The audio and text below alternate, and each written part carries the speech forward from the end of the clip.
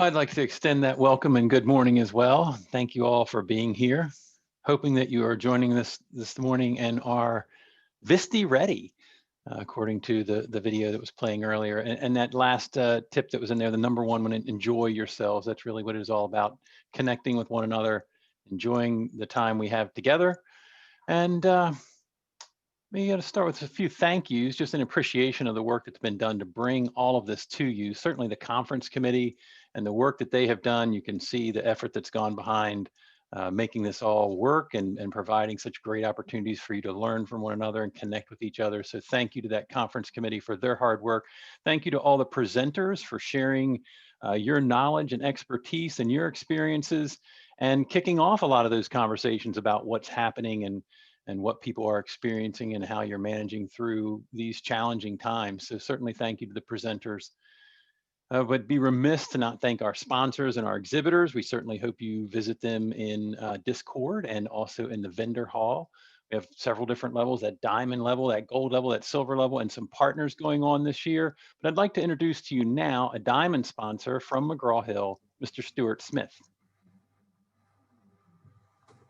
Thank you. It's a great honor to once again be able to bring greetings from McGraw-Hill Education. And while this year is a little bit different, the excitement and spirit has not waned, and I'm looking forward to a great slate of sessions today.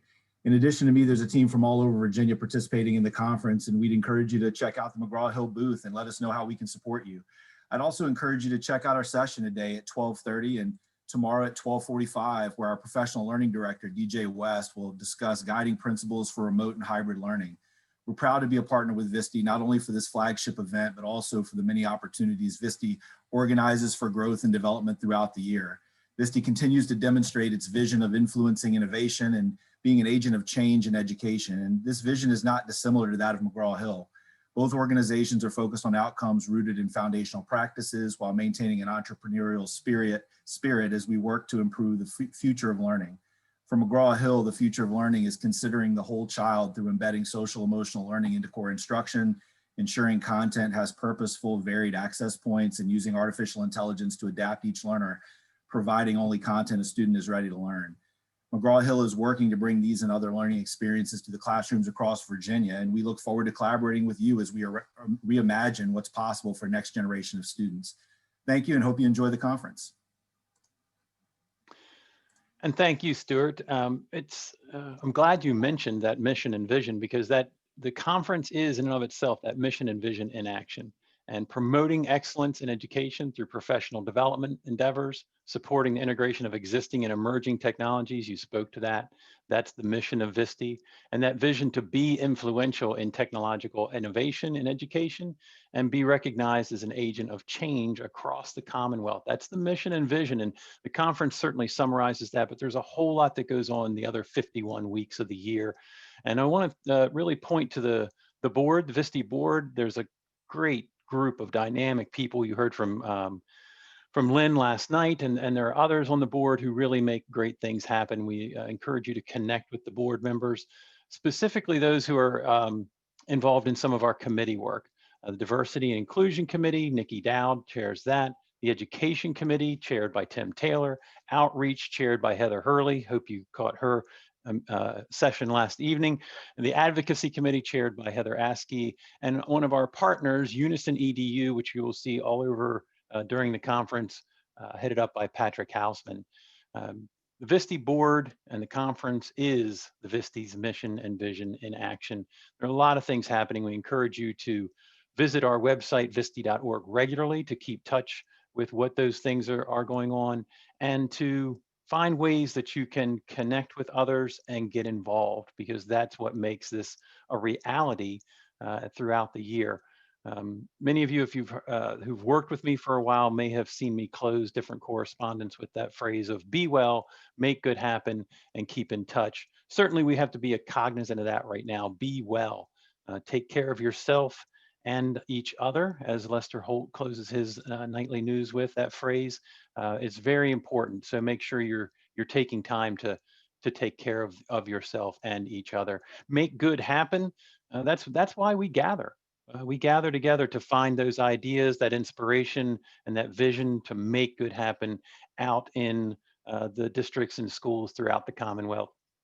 And keep in touch. Sometimes people confuse that with me saying, keep in touch with me, but keep in touch with those around you. Keep in touch with what's going on in the existing and emerging technologies and the ideas and methodologies and techniques that are out there, the things that our presenters are putting in front of you. Keep in touch with what's happening and be that front foot for your school division, for your school, and for the teachers and learners that you support. That's really what we're here for, to support you in doing that. So if there's a way that we can help you as an organization, if VSTE can be a part of something that you're doing or support the work that you're doing, please let us know. Please keep in touch with us, and we can make some great things happen.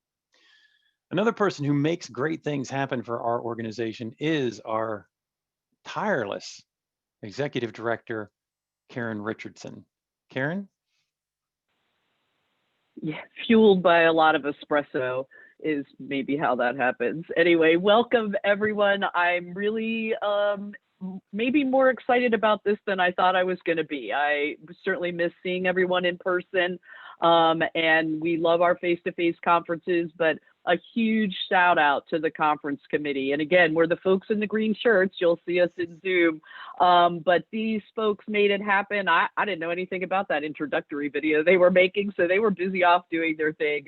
And that's what I love about this organization, is that people do feel empowered to be able to make things happen and work with us. So thanks so much, Rod, and the board of directors and the conference committee for pulling all of this together. I'm watching the numbers come up in the room, and we're just so excited. And I'll tell the joke that Rod didn't. So Rod will often joke that you don't want to sit beside me at a meeting because chances are pretty good you're going to walk away with a job or some sort of thing that I know would be perfect for you to do. I was fortunate, actually, 2 summers ago when I was doing the ISTE certification program. I was fortunate that today's keynote speaker sat beside me. She was busy working, I think, on her first TED Talk while we were in the training, and we got to talking about some of the work that she was doing. And so I filed that name away and thought, she's going to be our keynoter at some point. Kim Lane Clark comes to us from Texas. You can read her biography on the website, and I'm sure she'll share some information with you. She's here today because her message of empowering young women, particularly young women of color, to get involved in fields that often are not very welcoming to them and can be a challenge. And that is certainly computer science and the ed tech STEM fields in general. She is the tireless advocate for that. But in addition, if you are not following Ask Techno Girl on Twitter, you are really missing out, because in addition to being an advocate, she's just wonderful. When she wakes up in the morning and she says, hey, you got this on Twitter, I think, I got this. Thanks, Kim. She shares great resources. She is a cheerleader for all the great things that are going on, even while she sees all the work that we still have to do. So it is with great pleasure today that I introduce our keynote speaker, Kim Lane Clark. Give her some kind of welcome if we can. Hey, Kim. Hi, hopefully everyone can hear me. Thank you so much, Karen. That was amazing. Yes, we were sitting together, and it's so funny because we were supposed to be doing something else, but I was actually like, oh my goodness, I need to work on this actual. It was actually a TEDx talk, and so that's crazy that you remember that we were actually supposed to be paying attention to something else. Oops. But I know everybody does that, so no worries. But hello, everyone. Thank you so much for joining. I see like 150 people here, so that's amazing. It is early morning here. Sure, the majority of you all are on the East Coast area, but it is Central Time Zone for me, and I woke up rather early to be with you all today, which is awesome. I wish that I was with you all in person. It is such a different time, but hopefully everyone will enjoy this presentation or keynote, and we can just start dancing first, okay? So I'm gonna go ahead and share my screen. And so that would be usually, if we were actually within each other, you would already see it on there. And so, all right, just want to make sure that I'm doing what I'm supposed to do. All right, so we're gonna go ahead and get started in regards to what Karen is saying about where my girl's at. And so this is this whole movement today, and I know you all feel, if you're, want to empower young women to just be their greatest self. And so, we always have heard the future is female, and, I'm excited. I know 2020 has been rather a trying time for all of us, no matter what aspect you have been in. But I just want you to just kind of hear a couple things before we get started. Oops. Usually, it's not going to work today. We practiced this. We did. And now it's not doing it. I knew that was going to happen. Let's see. You got it, Kim. And it did work perfect this morning. So hit it again. Come on. We can make it happen. It worked. It worked, but there's like a little, I think it's because of this mouse that's here, you all. But let me try to find the mouse and then move this little gallery thingy down, and then we'll be able to, because I can't even see my mouse. That's what the problem is. Let's see. Anywho, and my video is not playing. So let's do this. 1 second, you all. I need to just move this out of the way. So when you do Zoom and you're actually presenting, it's so different because you can't see your mouse anymore. And like there's a little bar that appears there, and it just like always disappears. So let me try to move this down and see if we're gonna work with it now. It's still not working. Anywho, so we're going to go ahead and just move on with that. But this was actually a Where My Girl's At. So if you ever just Google Where My Girl's At, you can definitely go back to it and listen to my jam. But I also had a little video that played prior to this. And so this video is definitely something near dear to my heart about something that we teach girls. And so you don't see it right now because it's not playing, but no worries in regards to that. But it's from Chimamanda, and she is a favorite author of mine. And you've probably heard the song on Beyonce, and it just talks about what we teach girls. And so that's what we're going to talk about today. And so what I want you to do right now, I know it's where you're in your homes, you're, watching the screen, but I want you to just think about, what's the reason why we're so talking about where my girl's at. And so when I started to think about, where my girl's at, we always hear that there's a shift, there's an issue, there's a shift in the paradigm of who's represented. But just like we saw that the future has been made for our future vice president, no matter what your political, stance is, it's a great day for women. And so I want you to just think about just a moment, where are my girls, and why is this such a huge issue? You can definitely post it in the chat if it comes to your mind in regards to where my girls at. When we say where my girls at, like why is there such a lack of people, women that are represented in those fields? And so I'll definitely, if you follow me on Twitter, I'll definitely tweet out those 2 videos that I wanted you all to do. We were jamming this morning And then it never works when I do it, but I know it's because of this Zoom. Y'all, I'm just not a good fan of Zoom. But if you're in your chat, if you could post where my girl's at, why is there such a lack? And then I just want to kind of see, usually we get up and we talk about this during the keynote if we were face to face, but we're not. So if you can definitely post it in the chat. I can't personally see the chat, but you definitely can post it in there. I just want us to kind of just think about what we're doing and why this is such a huge issue. For some odd reason, my mouse is like disappeared. So hopefully it'll allow me to keep on moving with that. But just think about where my girls and why is there a lack of it. And so I'm just going to pause for just about 2 seconds if you want to type that in. And everyone, if you're seeing the chat, definitely, just think about what other people are saying as the reason why there's such a lack of women involved in computer science and STEM fields, or just as a whole, why is there such a lack of them? All right, 2 seconds are up. And so this is a call to action, you all. There needs to be a shift in the paradigm of who's represented. We talked about this. You're posting it in the chat as well. But my message here today, unless you've been living under a rock, we know that there needs to be more women involved in computer science and STEM fields, or just as a whole in C-level. When I say C-level, I'm meaning in corporate level, people that are making decisions.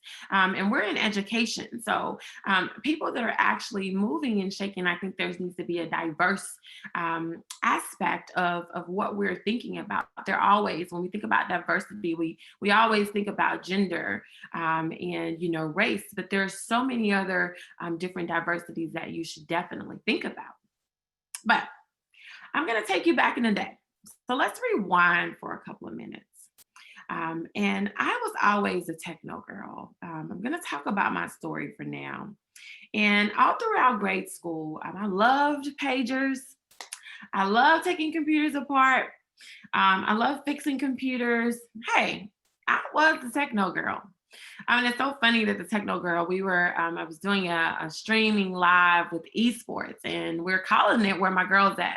And so we stream live every other week with a great group of my friends. And we talked about building your brand and where did techno girl come from? And so back in the day, I was so interested in computers, so interested in, and hopefully make sure that everybody can just hear me because I can't see and everything. And somebody from the awesome team can just let me know if everything's still going good because I can't see or hear. We can definitely hear you, but I'm wondering if maybe we are not seeing your presentation in its fullest. We're seeing the where my girl's at, but I didn't know if you had advanced any slides and just wanted to make sure that we hadn't missed out. Nope. Okay, good to go. I am sorry to interrupt. You are doing great. You're fine, no worries. Hey y'all, this is fine. I know that people get really nervous. I've done this a million times, so I'm fine. Anytime something messes up, I'm like, it's okay. Let's keep it rolling. So, and that's just a testament if you're presenting or anything like that, just keep it rolling. I just feel like all of y'all are my friends. We're just here, we're at home, you're chilling and we're just listening. But anywho, I wanted to make sure that I wasn't just talking to the computer. And then at the end, I ended and they're like, well, Kim, we didn't hear anything you were saying. So anywho, but taking it back to my streaming days, what we do every 2 weeks. And so we were talking about building your brand. And so I was always a techno girl. The teachers would come to me when I was a student. Students would come to me. And so think about that student that's sitting in your classroom right now that is in that same seat. What opportunities are you making for that? And so we were talking about kind of rewinding back to my days. And so my mom made resources possible for me, throughout high school. I was that girl. I wanted to major in some form of education technology, and that really didn't exist then. And I'm not that old, but it didn't exist. So, if I talk about pagers in the next couple of slides, then you'll know what I mean. And I'm dated, but not that much, but pagers are pretty good. But, when we're thinking about fast forwarding before my graduation in college, I had a professor. She brought me to her office and she said, hey, Kim, I'm so glad that you're about to graduate. This is something you're graduating in education technology, but I just don't think you should major in this. And it's not for women. And I was just taken aback. I just couldn't believe what she was saying to me at that time. And so, as I stated before, you're thinking about that young lady or whomever is in your classroom, and they're wanting and they have that passion. And so I had the professor to tell me that, and I was so shocked. But I wanted to do this because I really believed in education technology. And I heard about education technology from a teacher, matter of fact, when I was in high school. And it was a person that was an assistant. And so she was getting her actual degree in associate's degree in education technology. And I was like, oh my goodness, like I need to do this. And so I was so shocked to listen to my professor in college tell me that, I don't think this is for you. But I didn't listen to her. And so, at that time, I was really taken aback by that. But just think about the biases that we have as educators. And, kids come to us and say, hey, I want to be an astronaut. I want to go to the moon one day. Hey, possibly they might become an astronaut. Who would have ever thought that we would have a vice president elect beginning to be in office in 2021. So you never know what students can do. And just to put this in here, excuse me, my nephew came to me 2 days ago and said, TT, and that's what he calls me. TT, I need you to buy me a camera. And he's my nephew, I love him to death. I'm still where my girl's at, but he's my nephew. But he said, I need you to buy me a camera, TT. And I was like, why, Ashton? Why do you need me to buy your camera? You're 7 years old. What do you need a camera for? Just use your iPhone.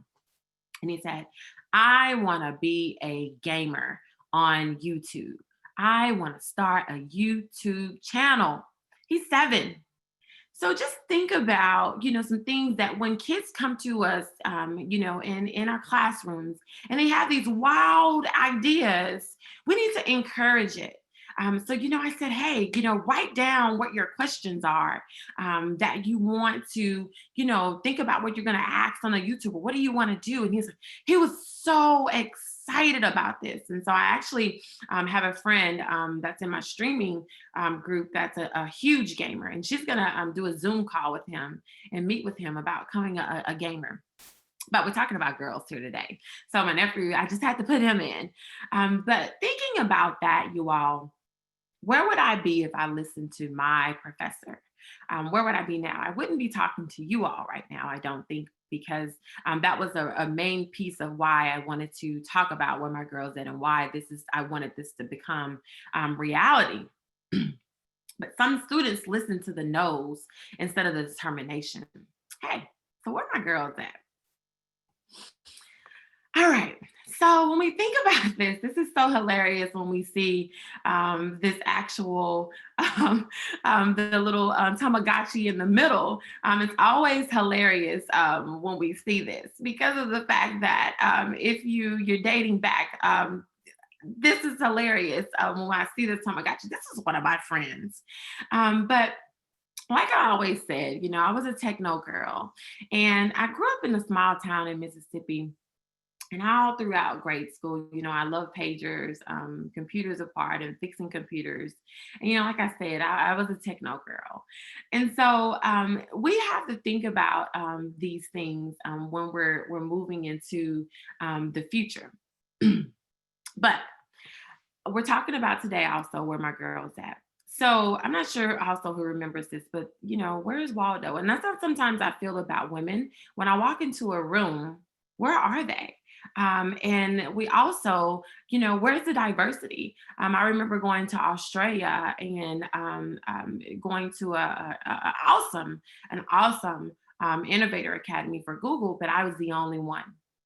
And so we oftentimes are the only one in a room.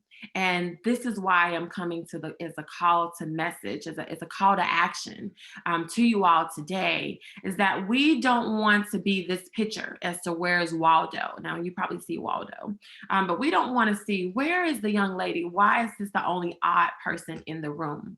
This is not what we want to see. So not too long ago, like I stated, I was in high school sitting in the classroom, wondering, what particular classes I needed to take, what would help me in life. And so that was just my mindset. But some young ladies, some students are not, thinking about this. So luckily, most of my courses that I was actually taking, I actually complemented what I planned to study in college, which was computer science. And remember, I took education technology. And at that time, education technology, we were all over the place. We were taking graphic design classes. We were taking computer science classes. We were taking education classes. It was just all over the place because literally no one knew what they were doing. And remember, my professor didn't even believe in it. My professor was the dean. My professor was my teacher. It was just two of us in that actual program. And I mean, now people are getting their doctorate degrees to that. But even as a child, like I stated, I was intrigued by computers, how they operate. And so I wanted to know things like how to take the computer apart, how many emails are sent, how they magically appear in someone's mailbox. That's just that actual curiosity. And so I couldn't get enough of it. And so during the summer, my mom would take me to computer classes and just really focus in on that. But the reason why I'm telling you all, kind of rewinding back to my story, is that I had the actual advocate, which was my mom, to assist me, and teachers in high school to assist me. But sometimes this doesn't happen. So this is why this is a call to action to you as educators to see what opportunities that you are able to give your students to whatever they're wanting to do. Now, we've kind of talked about me, and you're probably like, okay, Kim, you're the techno girl. So what is all this about and what can I do to help? And I always have this picture posted, in my keynotes, because I don't want us to forget about the women that actually made everything possible in the internet, in 2020, what is possible. I don't want us to forget about that. And, not too long ago, computer scientists looked just like me and you.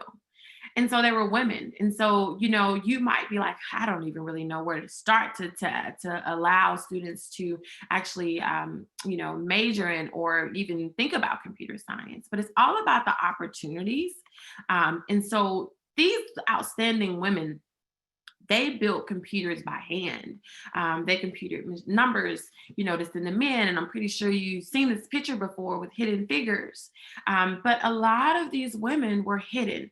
And hence the reason why Hidden Figures came out so long ago. Not so long ago, but, Hidden Figures were the women that were not so long ago there. But they helped the Army, staff understand the technique better. The majority of these work was done by women. But hey, where my girls at? I forgot to do something, you all. I don't know if you all see my background.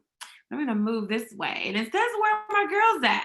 And so I don't know if you all saw that in the background, but I forgot about that to do that. But we think about, I want you to just in your mind while we're going through this, saying where my girl's at. And this is always hilarious. I always like posting this picture because, of Hidden Figures. And this is, a while back when Hidden Figures first came out and we were just so pumped about it.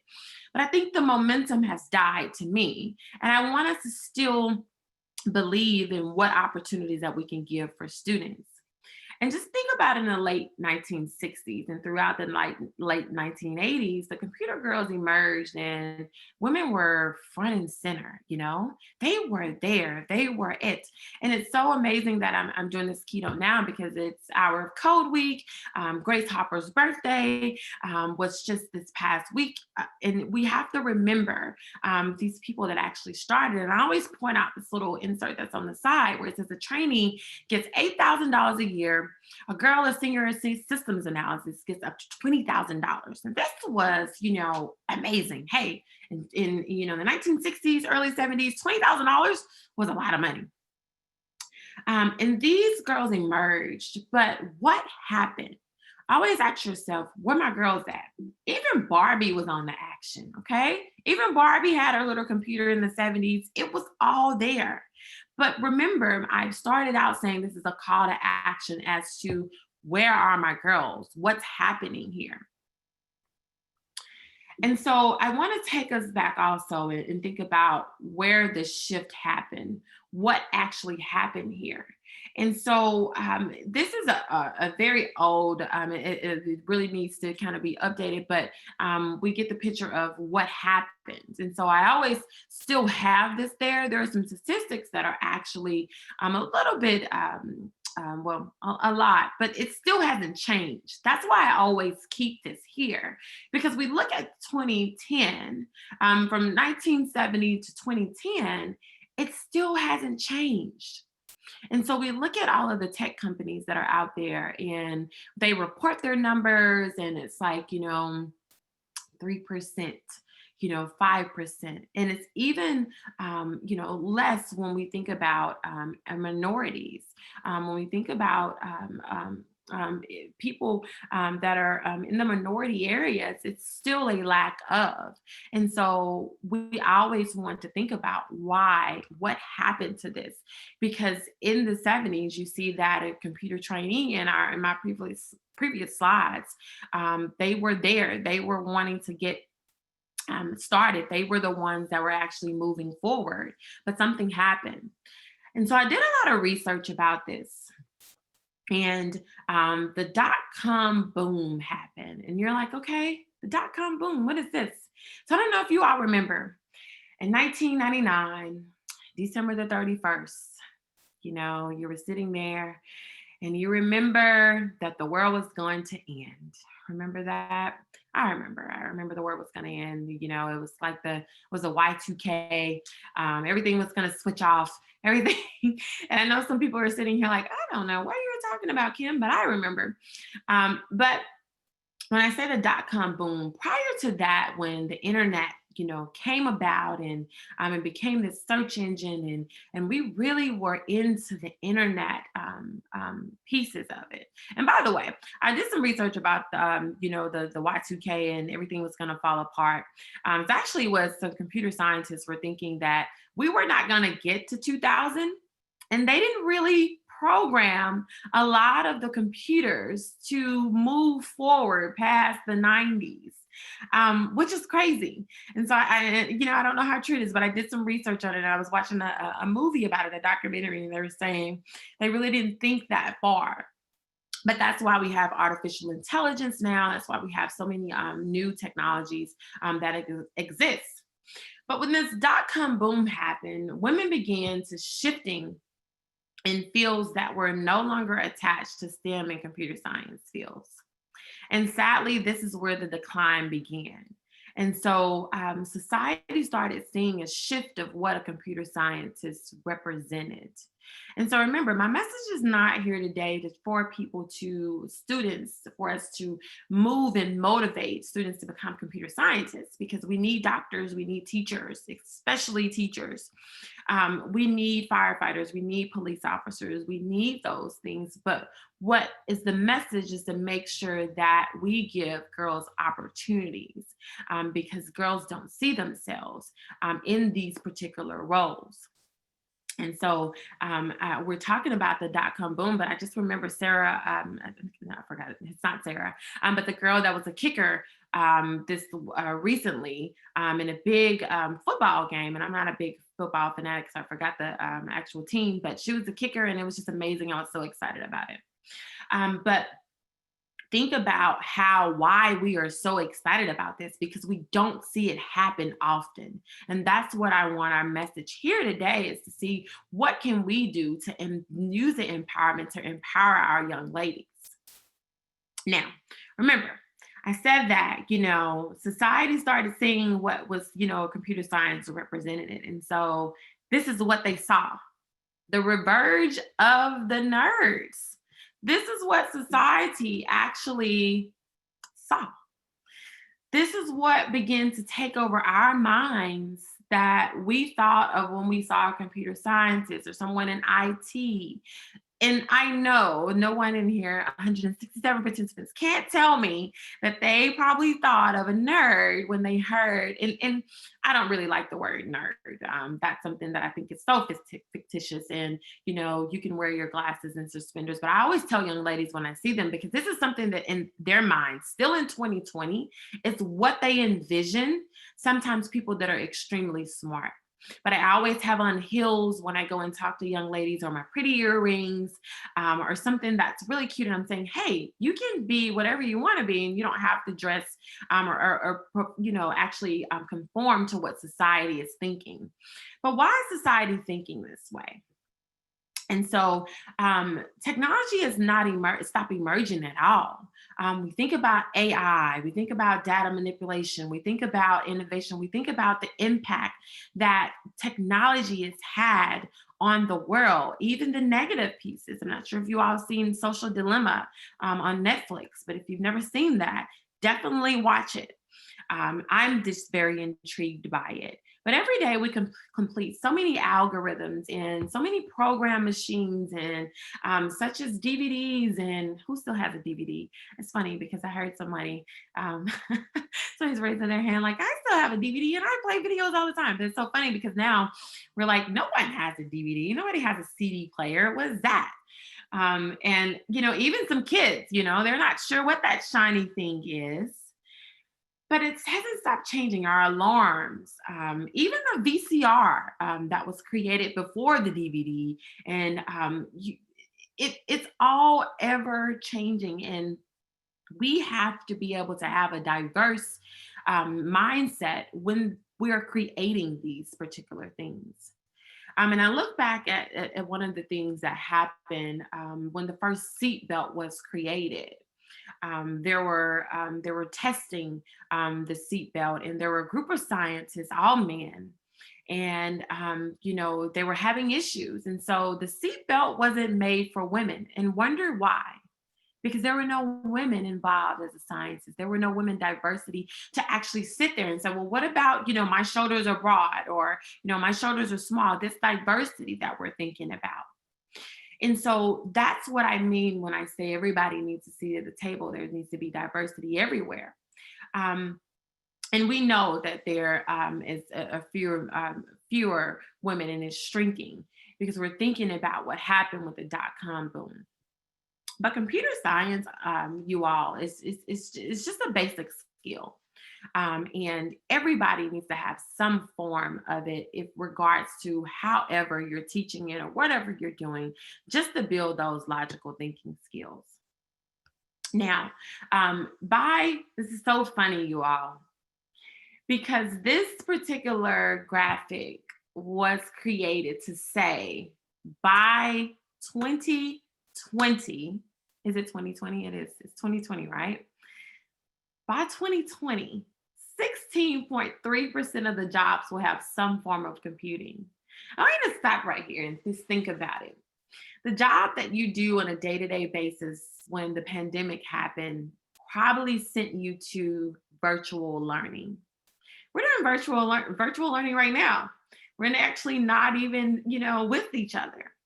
So it's so funny. I left this in here because it's so amazing to me and mind-blowing that we were preparing for this 2020 world, and we still haven't got there. We're still not there in regards to preparing our students for computing fields, preparing our students for system engineers and software engineers. And even if you wanted to be a farmer, even if you're in a rural area, I looked at some of the jobs in regards to farming.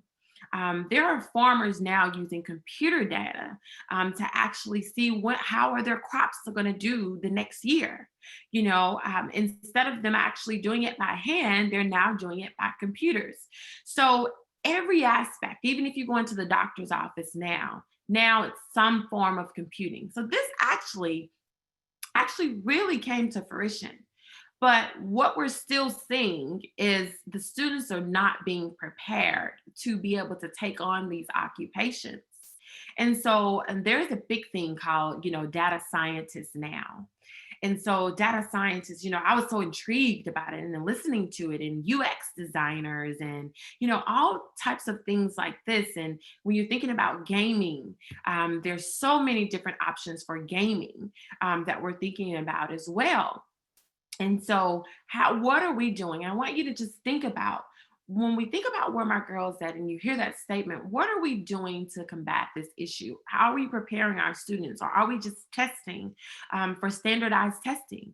How are our students actually preparing for the next actual wave of, if something happens in a pandemic, how is everybody going to go online? I know how I felt when I had to make sure in my previous district, how I had to get everybody online, and teachers were livid. Some of them were crying. Some of them were afraid, because some of them have been teaching for a long time without devices, and that's another equity issue that is huge in this era as well. And so you're probably saying, well, Kim, I wish that I could, teach students about, computing occupations or being a UX designer. I wish I could do this, but the inequities actually exist in my school. I don't have enough. And that's a huge issue that we could go for days and days and days to talk about.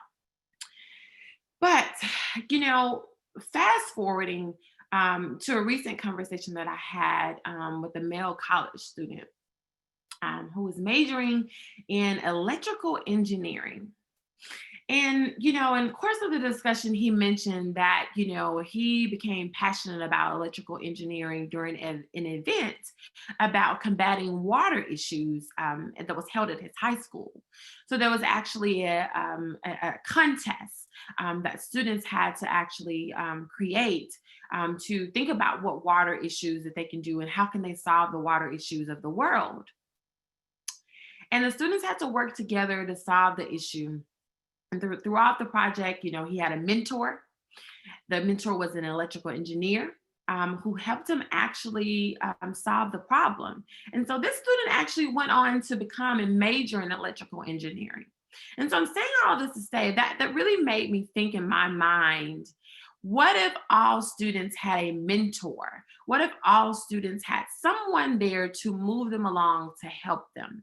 And so that's where I'm noticing now. I have done extensive research. I'm not this research analyst that says this will solve the problem, but I definitely think that I've seen that students, I go to Grace Hopper when, the conference was actually happening in face-to-face, and I hear young ladies that are just graduating from college and they're doing interviews, and they always say, man, I wish that this actually was there when I was in high school or when I was in school. I wish I had a mentor like you when I was in high school.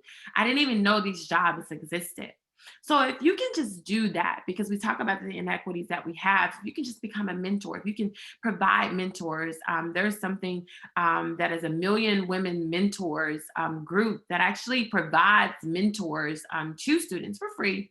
And I'm actually doing something where I'm mentoring some young ladies and it's put on by a college in California. And these young ladies, I do a Flipgrid video with them each week. And they're creating all different types of robots. And they just come on and say, hey, they got to choose their mentors. But it's also important about representation.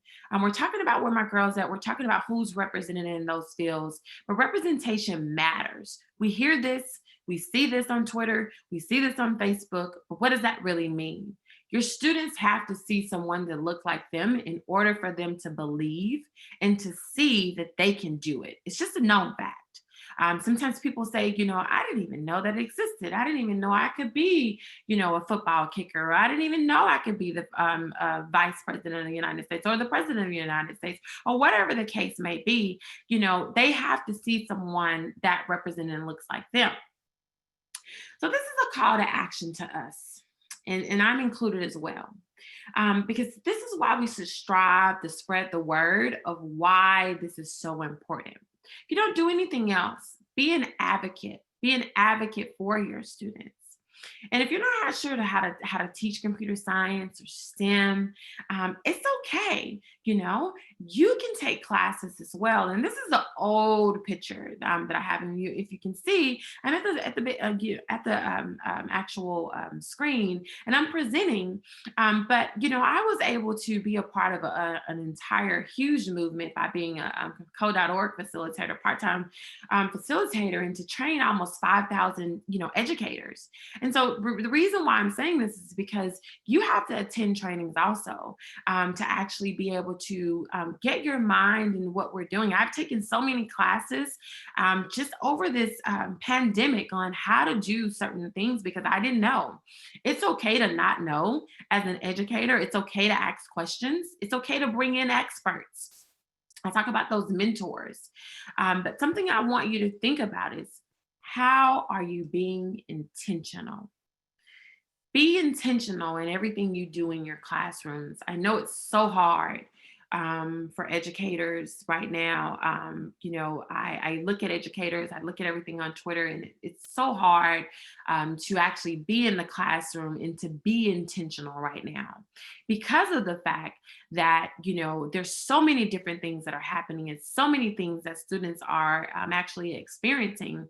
I experience it in myself because I'm at work at home and my nephew is coming in and he's tapping on my shoulder while, I'm actually presenting, and I'm just looking at him like I'm on video, and he's even done this before and waved in the camera. And I'm like, what are you doing? So I know it's hard to be intentional right now. But this is a call to action for you, even if you're online and you're teaching virtually. I actually did just hopped into one of my good friends who was actually just teaching her students about computer science during the Hour of Code week.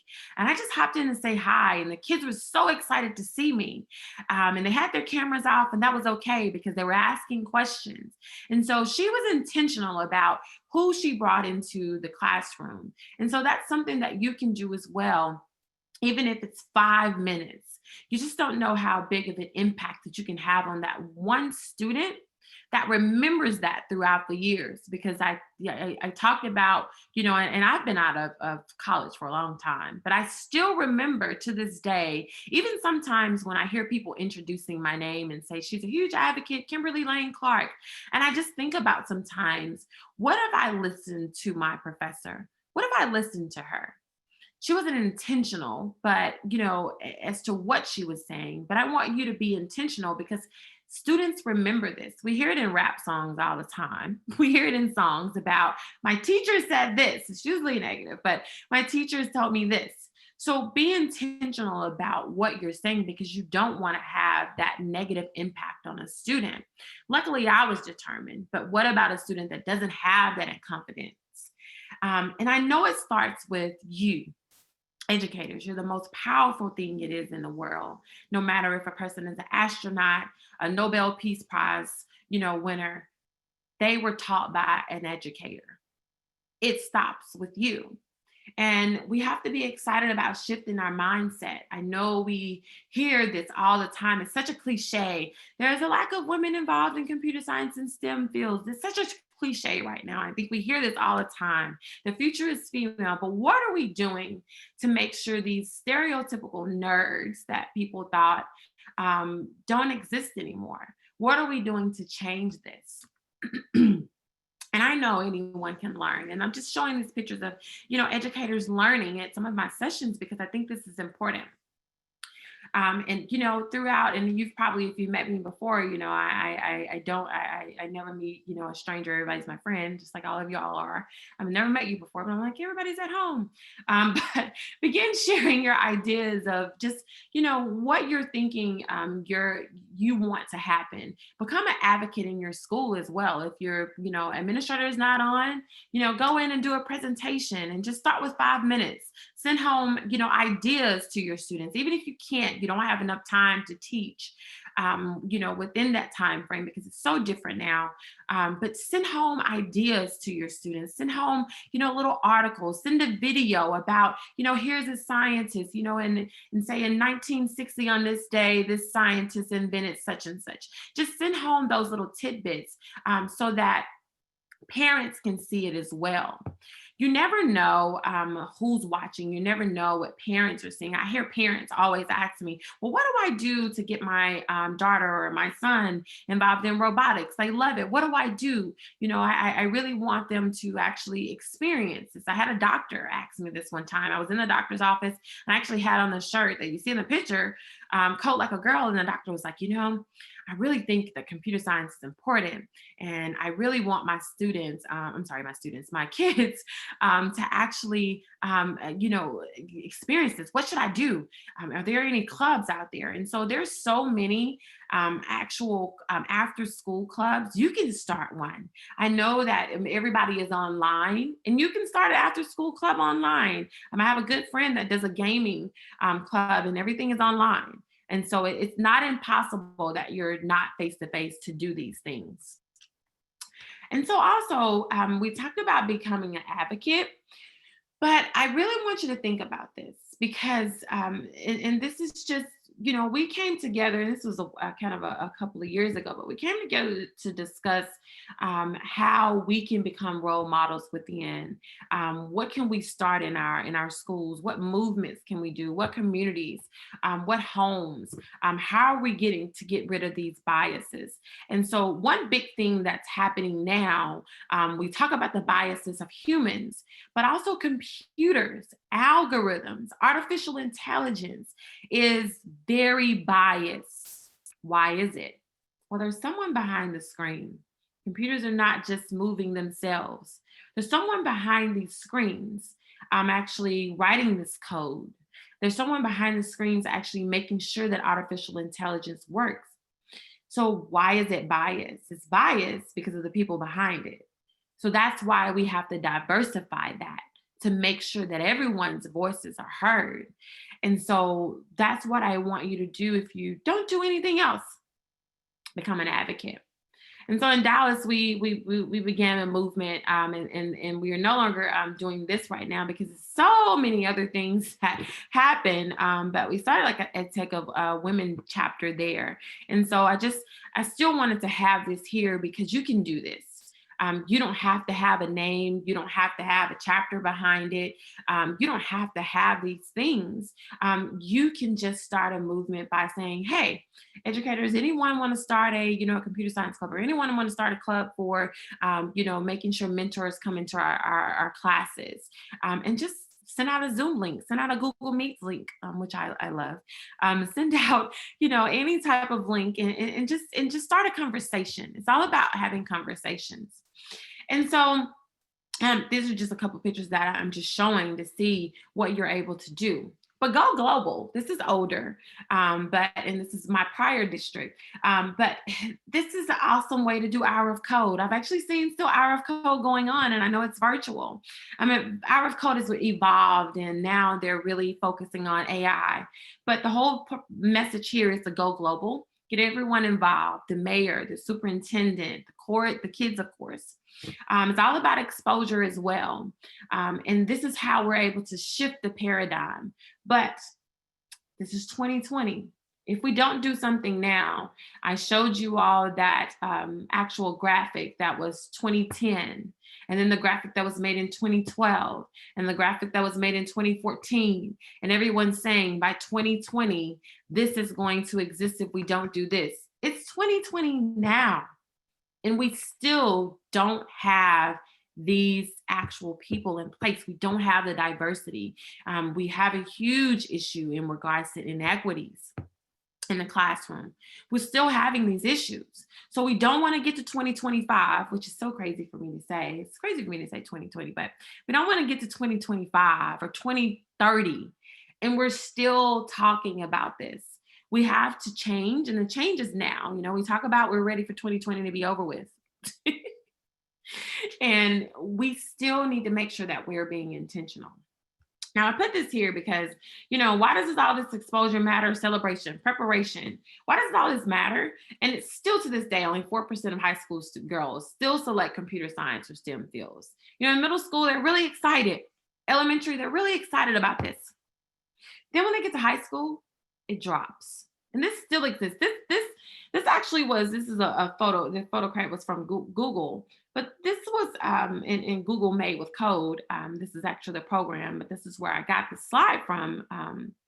This still exists. This is not a new statistic, but it hasn't gone up. And so that's why I still have these, because it hasn't moved at all. So, you know, like I talked about earlier, create whatever type of club, sister to sister, Black Girls Who Code, Girls Who Code, who are doing phenomenal things. Even if it's not about coding, just start about with those exposures. Start about what you can do for kids to envision, dream, and imagine. That's my message for you all today. And I'm leaving you all with this. And I know it's a little bit blurry, but I wanted to post this because she said, my mother had a saying, Kamala, that you may be the first, and I think it's the first, to do many things, but make sure you're not the last. And so that's what I want to leave you all here with today. No matter what your political, opinions are, whatever like that. I just want you to remember that you have to make sure that you're intentional and making sure we have everyone a seat at the table. And that is it for today. I don't know if we have any comments or anything like that. I know we only have a couple, 1-2 minutes. But that is it for today. Thank you so much for allowing me to take you through this journey. I know we had some little technical difficulties, but no worries. Hopefully you got some messages out of here, and I enjoyed this. This is amazing.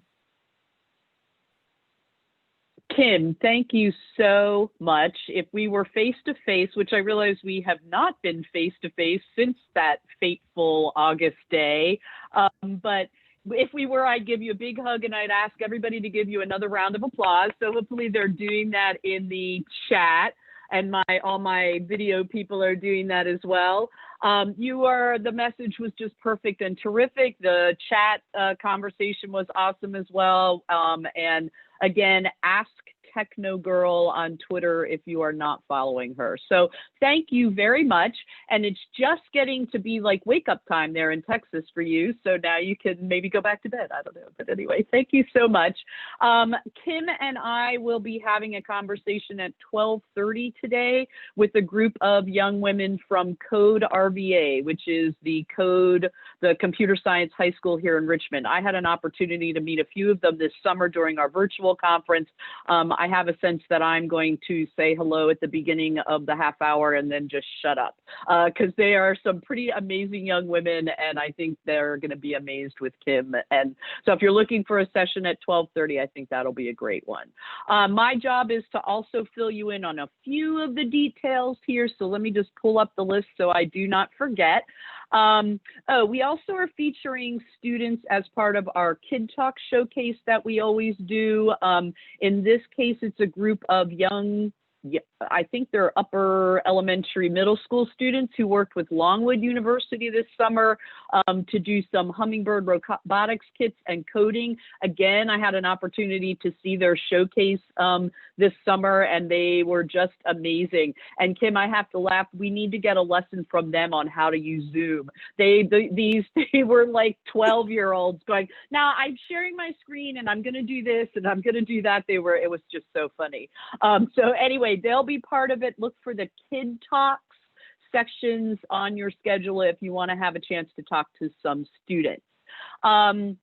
Let's see. Hopefully everybody in this room got here because you got the private link to Schedge. We have been battling spam, I'm afraid. And so we're trying to get that out. But as Josh Tom said at the top of the hour, if you have colleagues that you know have officially registered and they're struggling, either send them to us or just share their link. It will work because they have a login and password on the back end. Please don't forget the Discord chat. It's been going like gangbusters.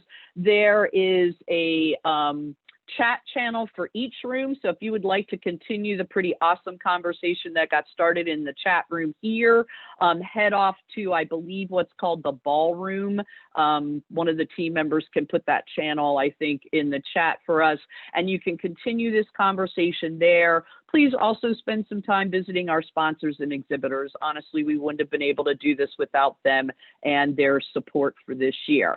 And then Bill Schmachtenberg, thank you very much, my friend. The dance party will be happening both in Second Life and also in Zoom. So go ahead and check that on your schedule at 7 o'clock tonight. New board member Chanel will be our DJ for the evening, and we'll be dancing around. She's also running that pet contest. So lots and lots of stuff going on here. Check that schedule for all the Zoom links. And I know someone this morning said, sorry, I just didn't see it. It's right at the top and it's orange. So it's before the description of the session. I scrolled down past this one today and thought, oh my God, we didn't put up the Zoom link for Kim's session, but there it was at the top. So it's an orange button. Look for that, and that'll get you started as you go. Lots of moving parts on this conference. And there you go. Marie's got it in there. Craig's got it in there. So thank you, everyone, for tuning in this morning. There's lots more to go over the next 2 days. And at last piece, if you are having trouble, probably the Discord IT help chat is the best place to get started. We've got lots of eyes on that, and people can do that. So without further ado, I'm doing one more round of applause for Kim, please. Yay! We're so excited. Hopefully we'll see some of you at 12:30 as well. Have a fabulous weekend, everyone.